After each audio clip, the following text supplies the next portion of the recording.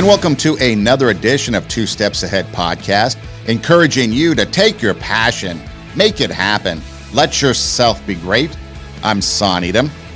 On the show, I'm going to start out talking about the value of an education, and then from there, maybe get into critical thinking, and then if we have time, I'm going to discuss how to avoid peer pressure and maybe control our anger, but we'll see how far we get because there might be a start.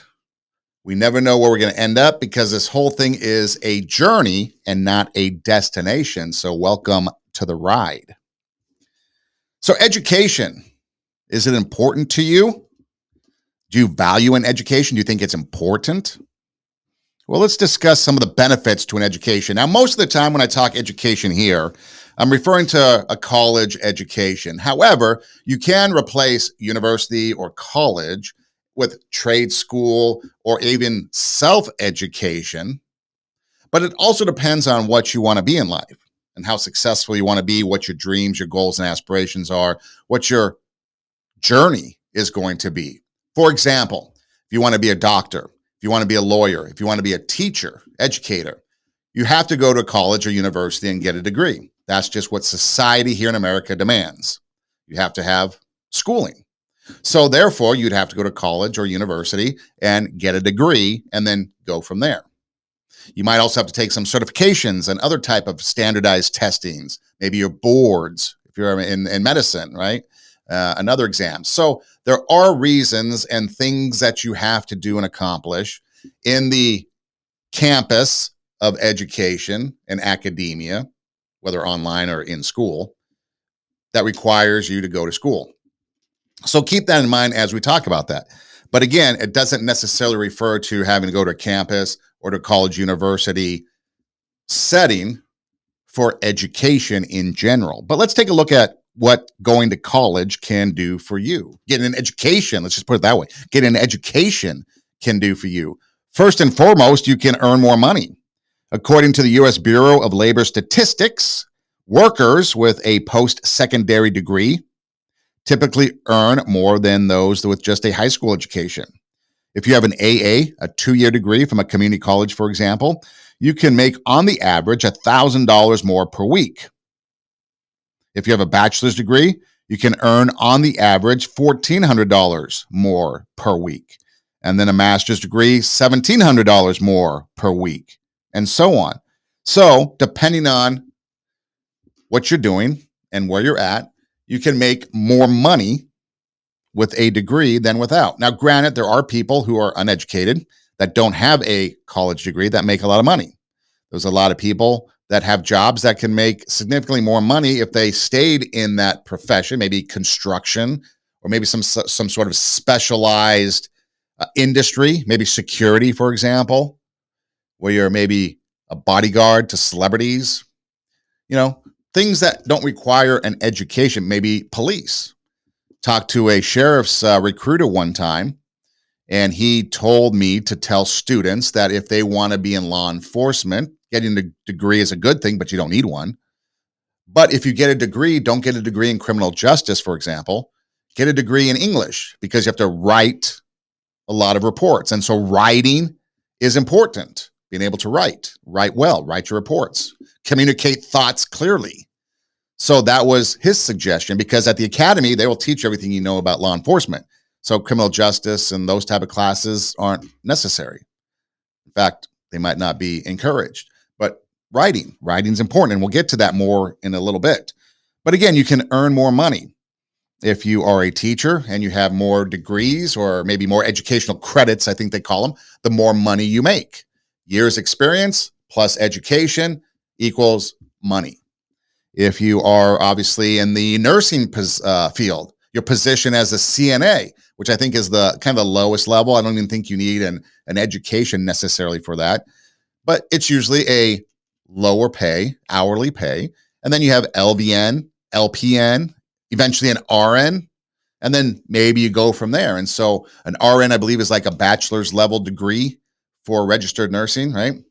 Anyways, it's higher up, more education than a CNA, LVN, LPN, and so on. Speaking of which, do they have candy stripers anymore? Or did they go out with the 80s? But you can earn more money. With that comes the opportunity for the increased chance of employment. I mean, did you ever think about that? You get a college degree, now you have an increased chance of employment.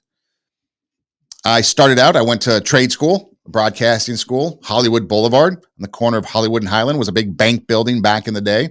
And this was before the glamour of Hollywood returned to Hollywood and Highland. And got my broadcasting school education done at a trade school, which was actually very beneficial in the long run because I learned a lot there from insiders, professionals in the business. In fact, I would have teacher by day, DJ at night. Sheila Gale was one of them. I'd call her on a radio show. So got to learn a lot, got to meet insiders, networking, another thing we're going to talk about here shortly. But I also went on to get a bachelor's degree, eventually a master's degree. And as the radio business started to kind of shrink because you have automation, computers taking over things, no longer did you have to sit and have somebody at the control board playing music. In fact, my first job in Iowa, when I got there, we were playing CDs, but we were slowly turning over to computers. And then computer automation can run radio stations without a DJ sitting there. Syndication, one show on many stations.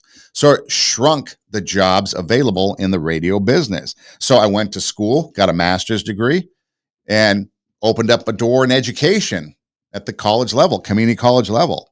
And so been able to do that. So it increased my chance of employment. And without that master's degree, I would not be able to teach at a community college. And of course, if I want to get a PhD, then I might be able to teach at a university. Don't know if I want to do that. If you want to teach at a university, you need a PhD or an EDD or some sort of doctorate, right? And of course, if you're going into the doctor profession, if you're going into the lawyer profession, maybe if you're into financing. So there are things, careers that you need to have education. But also with that education, if you decide to just go in this route, you never know what might come up down the road. Expand your opportunities. A college degree can give you some extra credentials to land a dream job, to take over a business. Like for me, to get into education.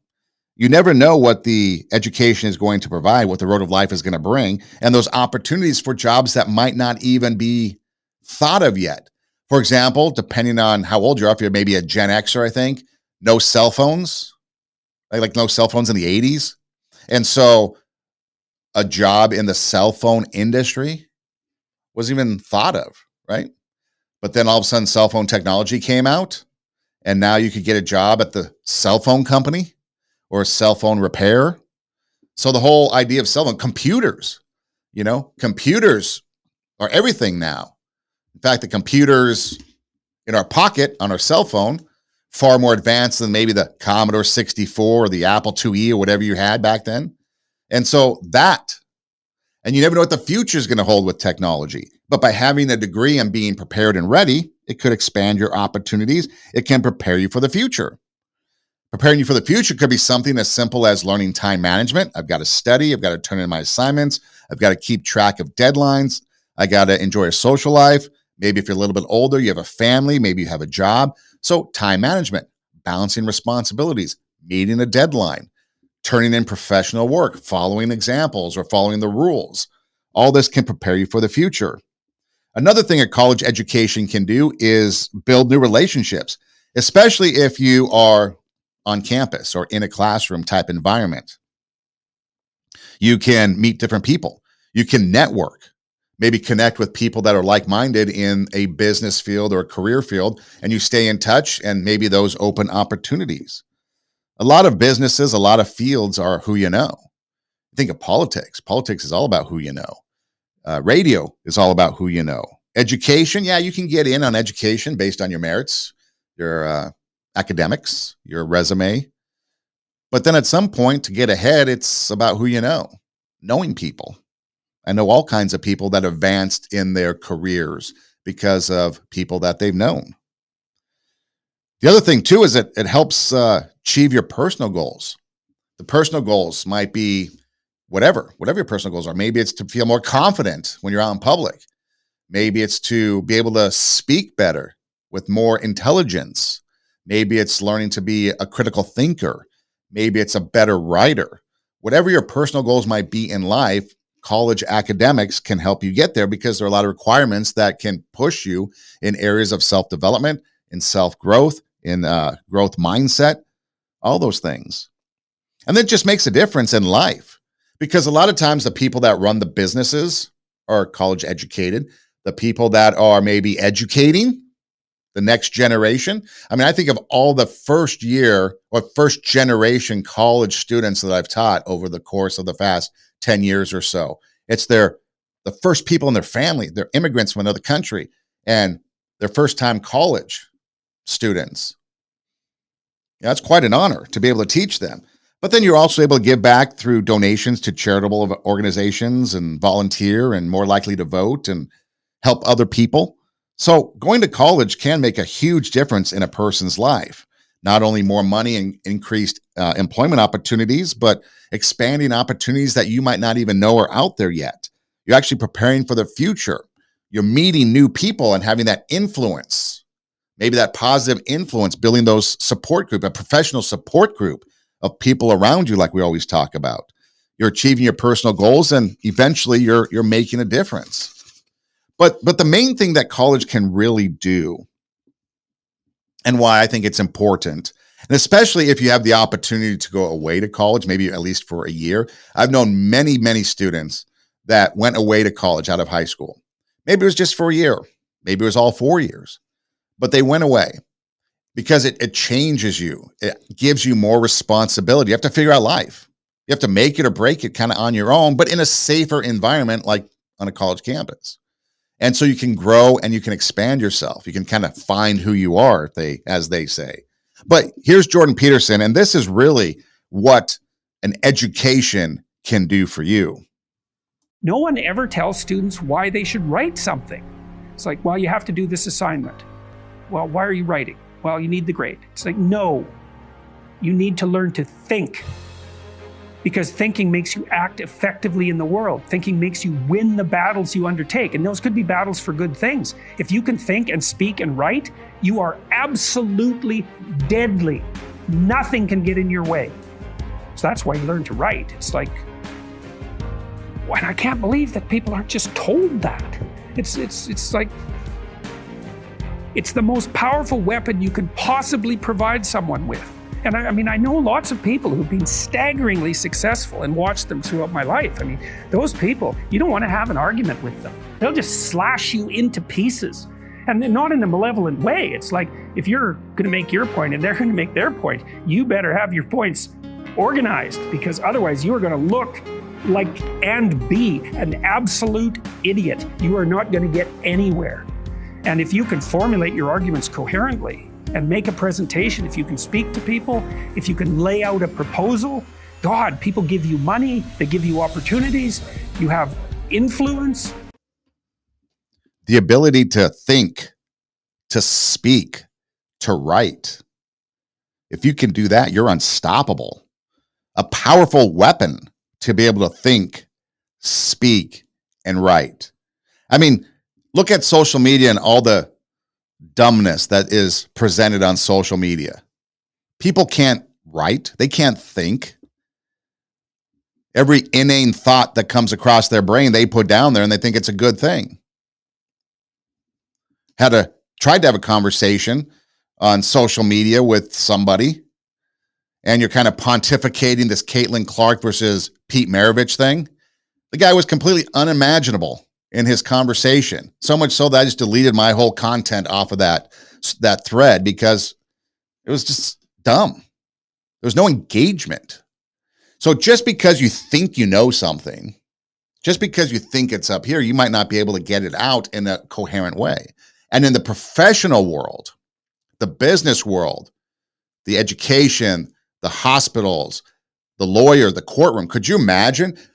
For example, there was that court case or whatever it's called going on in Georgia about Fani Willis or Fanae Willis, however they pronounce her name, whether or not she should be a part of that Trump prosecution. And I guess they were having some closing arguments, and the closing arguments for the prosecutor, which is defending Fani Willis, I guess like spoke horribly. Like, I guess he was criticized all over social media by the way he spoke, and people were hugely unimpressed with him. And it was so bad that some people were saying that Fani Willis was trying to get up there and wanted to give the closing arguments herself because this guy sounded like a buffoon. He was stumbling and bumbling and pausing and couldn't have that cadence and that flow in his communication with the judge. And it was really bad, apparently. And this is a lawyer. And I'm not a lawyer. I don't keep up with law and watch these cases. I didn't even watch the O.J. Simpson case. I just wait for the end result and then that's it. But apparently it was so bad. And this lawyer in the DA's office trying to defend his boss apparently spoke so bad that it made trending news on social media, people commenting and just crushing this guy as being terrible. So again, being able to think, being able to speak, being able to write. If you can write proposals, grants, if you can get money, it's all about the Benjamins these days, right? If you're in education and you can write a grant, they'll get money at you. If you're going to college and you need scholarships and you can write a grant. So you have to be able to think, speak, write. You become unstoppable. That leads to critical thinking. If you think about it, you got to think critically. You know, in this day and age of social media and uneducated people, whatever they take in, that's it. Whatever somebody tells you, that's it. CNN tells you this. I saw it on X, saw it on social media. It must be true, right? So how can you become a critical thinker? How can you learn to think, speak, and write? Well, with speaking and writing, you have to practice, obviously. And that's why nobody wants to sit down and put a report together, right? Who wants to sit down and put a 20-page term paper together? Nobody. Who wants to do footnotes and APA style or MLA? Nobody. I don't even know why we do MLA and APA anymore. It's the most ridiculous thing in the world. However, it teaches you processing. It teaches you to learn something. It teaches you to follow formatting, follow rules, follow examples. So there's a lot more to it than just putting it into your paper. It prepares you to be detail orientated, to notice, and to be able to present a logical thought, present your ideas and back them up with supporting evidence. And in this day and age, if you're going to talk politics, there's a lot of people out there that just spew crap. How about that 9-0 Supreme Court ruling in favor of Donald Trump? And you go to social media and every idiot out there has something to say bad about the Supreme Court not defending the Constitution. Seriously? You obviously don't know what you're talking about. You're not educated. And then the way they try to get their point across, unintelligible, no thought process, no logic, no reason. And so it does make a difference. Think, speak, write. Extremely important in this world if you want to be impressive, if you want to be unstoppable. Imagine wanting to own your own business. You go to the bank. You have to put it on paper, obviously, your loan applications and stuff. But what about trying to convince somebody to invest in you? Ever watch Shark Tank? I was watching Shark Tank the other day.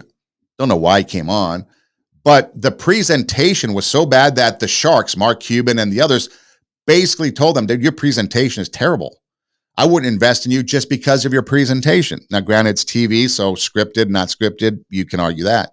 But they were literally telling them that their pitch, hey, invest in me. I want $100,000 and I'll give you 10% of my business. Here's my business. And they're like, dude, I want nothing to do with you because your pitch was terrible. Think, speak, write. So how can you become better at critical thinking? Well, the first thing you should do is always check the information with a cautious eye. Vet the information you're presented with. Maybe some questions to ask might be, is this evidence complete or this information complete? Is it up to date? You can Google search something and it'll bring up all kinds of information, but then the date is 2016, 2012. I was in a PhD class not too long ago. I did start a program, but then I opted not to continue for various reasons. But I was in one, and it was about technology in the classroom. And the textbook for the class was 10 years old. So I sent a note to the professor saying, dude, why are we studying a textbook 10 years old about technology? Obviously, the response wasn't favorable. But why are we studying something that's 10 years old when it comes to technology in the classroom? Is the information complete? Is it up to date? Is the evidence that is being presented, is it supported by facts? Can you support the argument? A lot of people can't. A lot of people think they can, but they can't. They're just spewing out opinion. They couldn't go and footnote their argument with any sort of evidence to back up their claim, because there is a difference between fact and opinion. Opinion is something that you just think. A fact is something that can be verified, like legitimately verified. The other thing you can do if you want to become a more critical thinker and help in that think, speak, write, becoming unstoppable with your powerful weapon is to look at where the information comes. Is the source trustworthy? And what's their motivation for presenting this information? For example, if you look at The View, no credibility. They just hate Trump, hate Christians, hate anything to do with conservatism. So why would I think anything they say is of value? CNN, MSNBC, Joy Reid. Again, why would I think of anything credible? Yahoo lists, if you go down the Yahoo main page, it'll list news stories and there'll be different headlines. I can tell you right now which ones I'm going to read and not read just based on what site they're from. Huffington Post? Nope. HuffPost gone. Salon gone. Slate gone. I'm going to spend my time wasting it because I know that their information is going to be biased, probably not fact checked, more opinion. So why waste my time? So if I'm truly looking for factual, actual information so that I can become a better thinker, so I can become a better speaker, a better writer, be able to present my ideas in a professional manner, then I'm going to consider where that information comes from. I'm going to look at it to see if there's more than one point of view. Because a lot of times we look at one thing, one point of view, but are there other sides to the story? I say all the time, there's not a one-size-fits-all problem.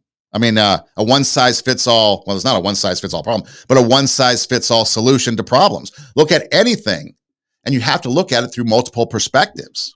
I say that all the time. And so you have to look at the point of view. So if you want to be educated in your conversation about something, whether it be politics, whether it be something in your profession, whether it be just a conversation at the bar, and you want to be impressive in that, then you want to be able to look at it from all sides and then be able to present your information based on more than one point of view. The biggest thing, and this is what I do, people often ask me why I know a lot. I don't know if I know a lot, but I listen. I take an active listening approach to when people talk. I don't just hear, I listen. What are they saying? And then I run through some questions. What's their point of view? Why are they telling me this? What are they going through? What if I was in their shoes? I start asking myself a bunch of questions. And so you have to listen carefully to what others are telling you. Try to build a perspective from their point of view. Doesn't mean you have to accept that point of view or take on that opinion or that belief, but you can listen to them. Maybe have a little bit of empathy, putting yourself in their shoes so that you understand where they're coming from. Maybe you try to listen without judgment, because again, this is about critical thinking. This is about trying to understand the bigger picture, maybe. Again, you don't have to accept it in the end. There's a lot of times Ramadan is coming up as of this conversation right now. It's coming up really, really, really soon. I'll talk to people about Ramadan and about the Muslim faith all the time. And I engage in conversation with them. But my personal belief and my personal choices, I will never become a Muslim. That's just my choice. But I love engaging in conversation with them because I find their commitment to their beliefs and their commitment to their religion and what they have to do, I find it an amazing commitment. You have to sit there and pray and then fast. That's commitment, what they have to go through. But I listen. I don't just judge. Your religion's bad. Your religion's wrong. I'm listening. Gathering information. Is there gaps in the information? Is there gaps in the data? Do I need to do my own research? In the scientific method, in the scientific world, you have a hypothesis, right? You think that, okay, if I, let's say, just say plants need sunlight to grow. That's my hypothesis. Well, then you're going to go do some research. You're going to investigate some things. Then you're going to create an experiment. And then you're going to, after the experiment's done, you're going to collect the data. And then you're going to interpret the data, see what happens, and then you share the data. But research is done. And that's what we need to do. We need to research the information that's being taught. After having a conversation with somebody at Ramadan, I went and looked it up some more. Try to inquire some more.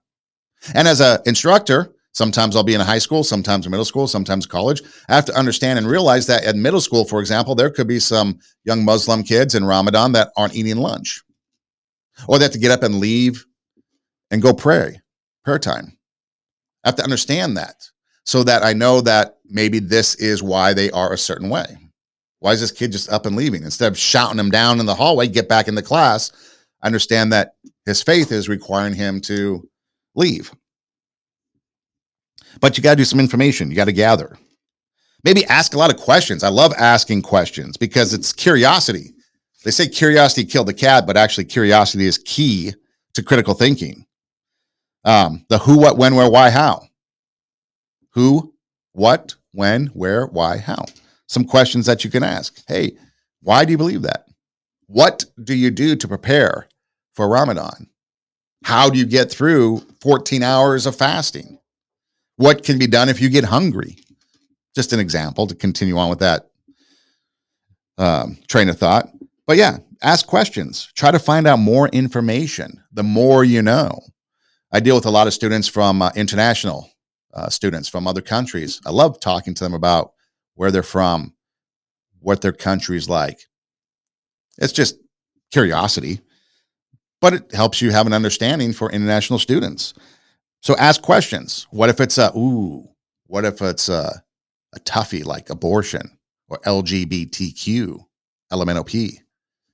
Ask them questions. To judge them. You might not believe in that lifestyle or what they're doing, but maybe inquire about them. Maybe just ask questions, why they think that way, why they feel that way, why they support something like that. Would they ever do it? And you find out more information. There's a lot of things that from a, let's say, a politics level, if you want to go that, policy level, a political policy level, a lot of things that I would not support. However, that's on a national level, like a platform, okay? However, when it comes people to people, I'm still not going to support or be in favor of what you do, but I will be in support and in, I don't know if favor is the right word, but I will be in support of who you are. And a lot of people can't determine the difference between the two. They can't realize the difference between the two because there is a difference. On a platform level, immigration, for example, we are completely being invaded at the southern border, and that is leading to all kinds of problems. California, just read a news article the other day from an independent news source in California that said that Chinese immigrants are being flooded into the southern border. Somebody is buying up property in California, like acreage property in Northern California, and pot farms, marijuana farms are being sprung up. And these immigrants are forced labor into running these pot farms. And some Chinese company somewhere is making a boatload of money, billions of dollars. Law enforcement's trying to shut them down, but they just keep popping up over and over. You've got trafficking of Chinese nationals, forced labor, slavery. You've got, I guess California, it's legal, right, for pot farms and stuff. I don't know. Oklahoma, I know it's legal in Oklahoma to grow it. Same thing's going on in Oklahoma too, because the states where it's legal, you have this criminal element utilizing the legal system. And of course, California doesn't prosecute anybody either. But again, the point is that on a national level, immigration, close the border. We need to stop that. It's becoming problematic. But as an immigrant in this country, I'm not going to shout them down. I'm not going to attack them. I'm going to try to support them as best I can. So it's two different things. And a lot of people can't understand that. But it goes back to think, speak, right. Education. I've educated myself, not only academically at colleges and universities, but I've educated myself on the topic. And that's where self-education can come in. Educate yourself on immigration. Educate yourself on the plight of these people and where they're coming from. Educate yourself on outside of the news media. Do research. There's a lot of academic research you can do. The problem is that you're probably lazy and don't want to put in the effort, and you're just going to go with whatever CNN, MSNBC, Fox News tells you. But do the research, dig deeper, and you'll realize, talk to people, and you'll realize. If you talk to people, you can realize that there's more to the story than what meets the eye on the news headlines. Because the news headlines are there to get you to watch. That's all they care about is viewership, clicks on the website. But if you are sitting there and you're gathering information and you're filling in the gaps and you're asking open-ended questions about people or to people, you're vetting that information. Where's it coming from? CNN or somebody that actually just came across the border? What's the point of view? Oh, immigration, bad, bad, bad. Okay, yeah, but what about the immigrant that came from North Korea? North Korea is a terrible place. So again, you do have to look at things through a different perspective, and that leads to critical thinking. And then you have to listen to all these people, and then you can make an informed decision. And then find your own sources of information. I never look at, like, for example, Google News. No. Yahoo News. No. I never look at those sites that just put whatever news articles up there. I go to my specific news, and a lot of them are off news sites. Like, if I told you, you may not know. I don't want to tell you because I'm just not into that right now, because that's not what we're talking about. But find your own reputable sources of information. It could be news sites, but find reputable ones. Nonprofit organizations, educational institutes. Okay, I'll tell you one I learned a long time ago was the Christian Science Monitor. I picked that up back in college. We had to not apply, but subscribe to it. And back then you had to pay, which sucked. So I was a broke college student. I had to pay $10 a month for the Christian Science Monitor. But anyways, it was a independent news site back then. I don't really follow it too much today, but it will be a source that I go to. Or maybe I go to the London Times or maybe the UK Telegraph or some overseas websites, okay, news organizations, because I don't want to just depend on what America's view of things are. I want to see what the world is thinking.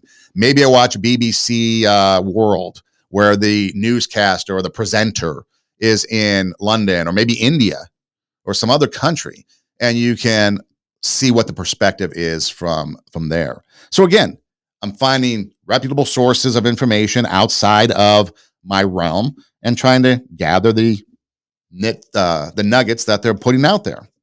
But again, you want to be reliable sources, whatever it might be. Do not just solely do not solely rely on information or news from social media. Social media is full of crap, period. Even if it's a check mark, verified, even if fact checkers say it's true, it's not. You want to make sure, and a lot of people, when I post something, I know it's verified as far as factual information because I've looked it up. Okay? I'll post something, someone will call me out on it, and I'll be like, dude, go check your facts. For example, most recently, I posted something about the Washington Redskins football helmet. And the Washington Redskins football helmet was created by an artist in the Blackfeet Indian tribe. And it was a tribute to one of their, not royalty, but maybe a chief, a warrior, somebody of prominence in their tribe. And so I posted this information and I started getting called out. Okay, you have no idea. You didn't do the research. You didn't look. You listened to whatever woke organization and that's what you spewed. You did not realize that this was actually a tribute. Or the fact that the Florida State University and their whole Seminole kind of Native American Indian persona they have going on is in direct partnership with the Seminole tribe. Okay. You start to learn these things when you do your own investigation, when you look for your own reliable resources, when you don't look on social media. So I know every time I'm posting something, it's factual, it's correct because it's been 2-3 sources. That's the first thing you learn in broadcasting school, journalism, is more than one source, 2, 3 sources and make sure they're factual. Make sure that it matches. And if it doesn't, don't use the information. But do not get your news from social media alone. You have to learn to spot fake news. There's a lot of times I see fake news on social media and I just, of course, jump over it, but I can spot it. Because if you finding other sources of credibility and you're learning from other people and you're asking the questions of other people and you're going through all these things we're talking about, then you know what's going to be true and not true. So you want to learn to spot the fake news. You can do that by looking at the emotion, the tone, the type of language. Are there facts and figures, quotes? Are there quotes from experts? Are there facts, statistics? What's the source of those statistics? How many times have you seen a poll, so-and-so up by this or so-and-so up by that? And that's never the case because the polling might be catered to a specific group of people. And then after all this, you want to form your own opinion. And it's okay to have your own opinion. But if your opinion is based in facts, if your opinion is based in evidence, if you can back up what you're saying with this source and this source, then yeah, you're good to go. But if you're just listening to Joy Behar or Joy Reid or any of those other joys out there, chances are your information is going to be biased. Same on the other side. Might be biased. So you want to be able to vet the information, know where it's coming from. Is the information complete? Is it up to date? So again, if you want to become a critical thinker and you want to work on your critical thinking skills, always vet new information. Is the information complete? Is it up to date? Where does the information come from? Does it come from a trustworthy source? What's their motivation for presenting it? Obviously, you want to consider more than one point of view. Look at it from all sides, all angles. Get the information from the inside, from the outside, from people that might not even care. Maybe they're just on the periphery. Practice active listening. Listen carefully to what people are telling you. Be open to what they're saying. Try to understand from their perspective, in their shoes. Maybe you gather information that's in addition to what you've been told, what you've read. Maybe doing a little bit of a research. Fill in those gaps. Ask questions. You can ask who, what, when, where, why, how questions if you need a place to start. But ask questions. That's how kids, little children, why? They get to the point where they're always asking why because they're thirsty for knowledge. Be thirsty for knowledge. Obtain that information and make sure it's a reputable source of information. That could be news sites. It could be nonprofit organizations, educational institutions. There are some liberal pundits, as they call them, on conservative shows that I listen to. I value their opinion. I may not always agree with it, but there's some that I value their opinion. There's conservatives that I think are just complete idiots. So it goes both ways. There's some people that might be on the left, as they say, that I value what they say and I want to hear what they say. There's people on the right, as they say, that I just don't care about. I'm not going to listen to. Okay? So I like to look at both sides, but I have my own opinions, I have my own thoughts, my own beliefs, my own ideology, but I'll listen to both sides and maybe sometimes I might be enlightened and learn something. Do not get your news from social media. And if you do, check the source. And I don't mean verified check. I mean, check the source, investigate who they are. Learn to spot fake news. What's their language? What's their emotion? What's the tone of the piece? Are there facts, figures, images, quotes? Does it state the source? Look out for biased information. There's a difference between opinion and fact. Opinion is just what you believe. Fact is something that can be verified with proof, with evidence from outside sources. And then after all this, think it over and then form your own opinion. Maybe your opinion agrees with others.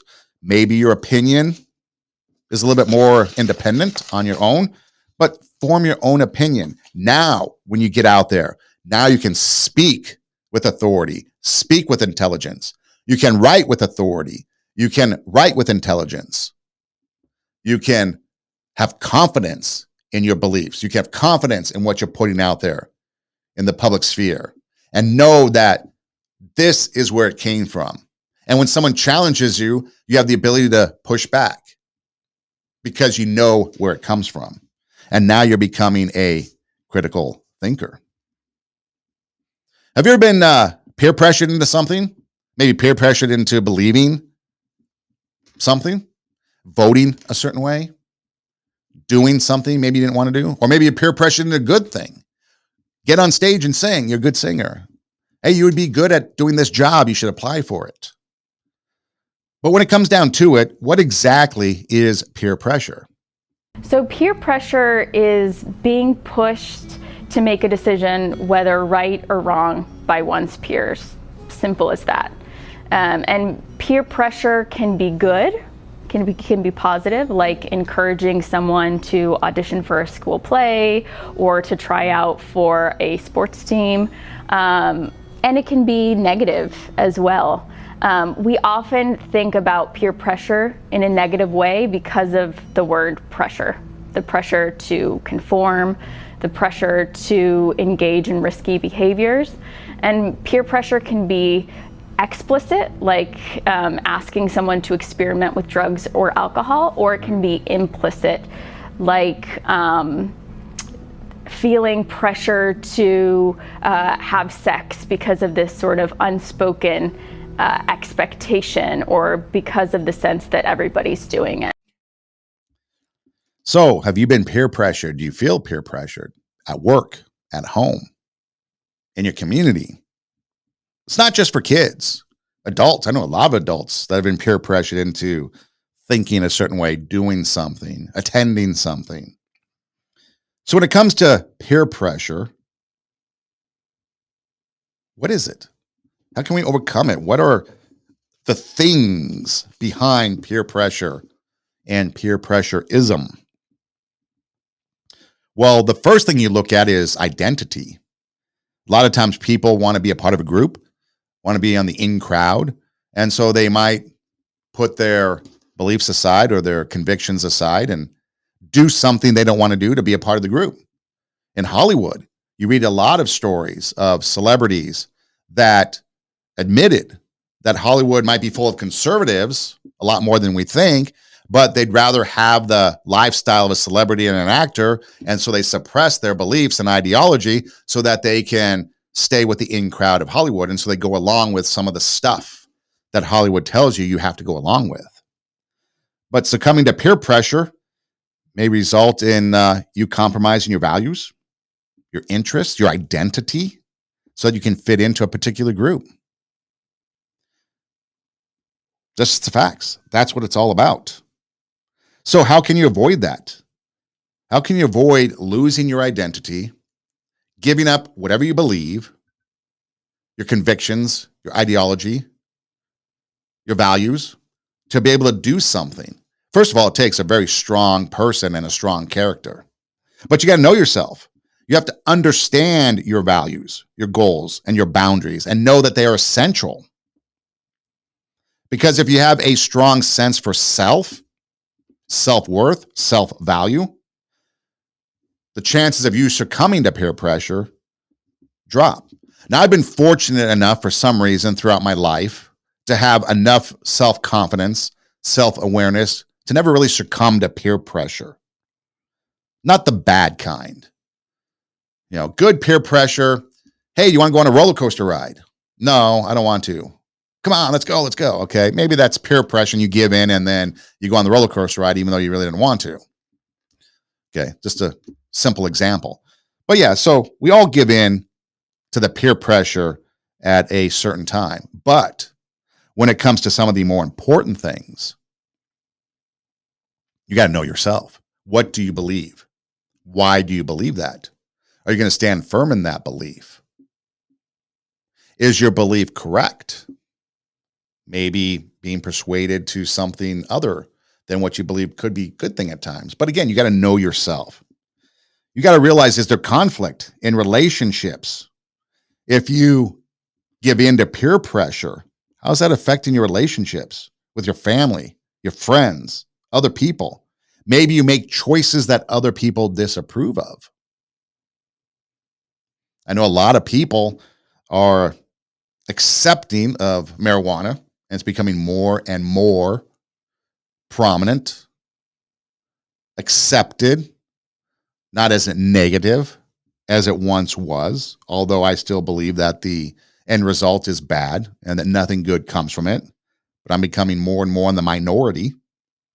But that's okay. I'm fine with that. But the choices that you make, are you isolating other people? Maybe it's a relationship that you're in. Maybe it's a job that you're in. Whatever it might be, is it causing conflict in your relationships with other people? How about, we always talk about, and I mentioned it earlier, your support group, right? You need a support group around you. And sometimes, a lot of times, that support group is your friends. So are you surrounding yourself with friends who respect your choices and support you? Because again, positive peer influences can help you resist that negative peer pressure. That's the hardest thing, I think, in high school, or maybe just in general, but I think the high school age is that other people don't respect what you think. When you find somebody that is in complete opposite of you and they respect your values, they respect you, that's pretty impressive. Like, for example, okay, here's one example. So I was working for a guy in college, and we would DJ parties and weddings and stuff. And he was older than me by about 10 years, and he liked to drink. And I was 21, 22. So, I would drink too. Not excessively, because we obviously had a job to do, but at the parties, we'd have a drink or two. And so at one point, then I decided, I just don't want to drink anymore, because I don't know what the reasons were. I just didn't want to. And so I told him when he'd come up, he'd say, "Hey, you want a drink? I'll grab us a drink." I'll be like, "No, I'm good. Maybe a soda or something." He didn't even question it. He just, "Okay, fine." And that was it. After a couple of parties we worked together, he'd offer, and then he realized that, I just wasn't into it anymore. And so he stopped asking about the drink of alcohol and said, "What, you want a soda?" Whatever. So he just respected it and didn't even ask. And I thought that was impressive, because he didn't try to, "Hey, come on, let's drink together because it's more fun." And yeah, it was a lot of fun when, you've had a beer or two and you're at a party, everything's great, right? But he respected the fact that for whatever reason, he didn't even ask, but for whatever reason, I just decided not to drink at the parties anymore, because I was working, but he was the boss. So it was okay. I mean, that's the other thing. He was the boss. So of course it would have been okay if he's asking, right? But I just stopped, didn't want to do it anymore. And I can't even remember, to be honest, why. I just remember that. But I remember him saying, "Okay, want a soda? Here's a soda." Not even questioning why. And I thought that was fascinating. And a life lesson that I learned is that it's okay. So we need to choose our friends wisely. Put those people around us that are going to respect our boundaries, respect what we believe in, respect us.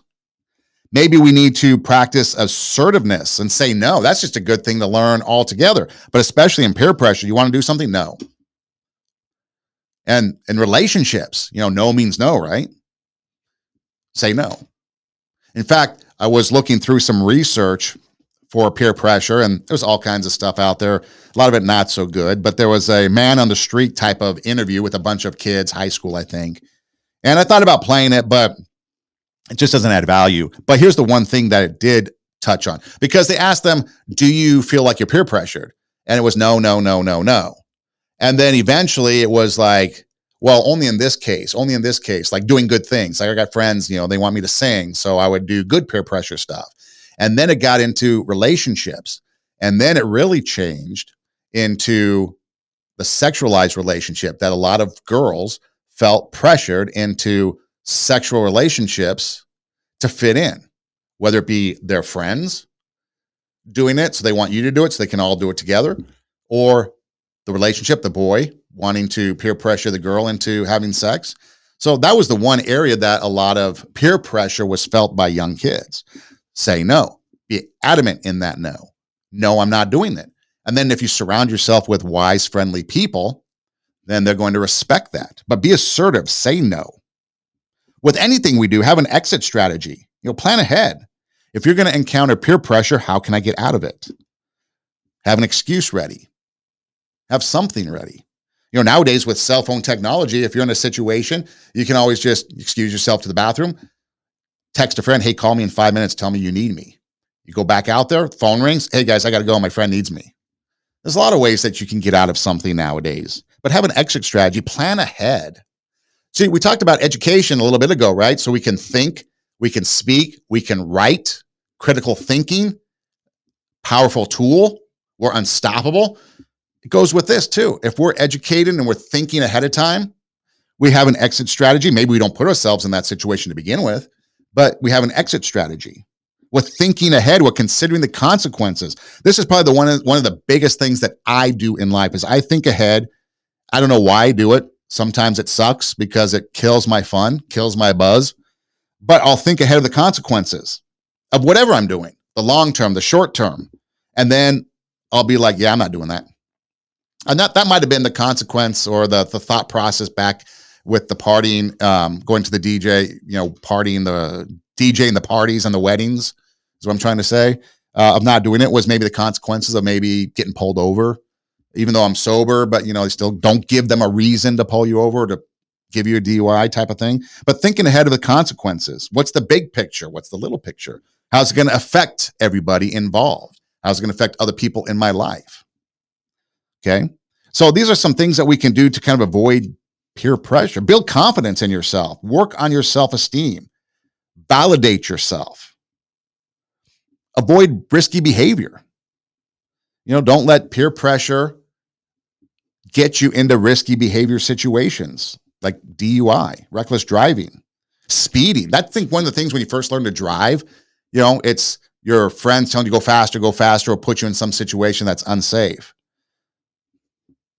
No, I'm going to drive appropriately. And it can go on and on. You want to take a look at health risks. These young ladies were talked about how men would, the boys or their boyfriends, whatever. Again, these were teenage kids, would pressure them into wanting to do sexual activity. What are the ramifications of that? Pregnancy, disease.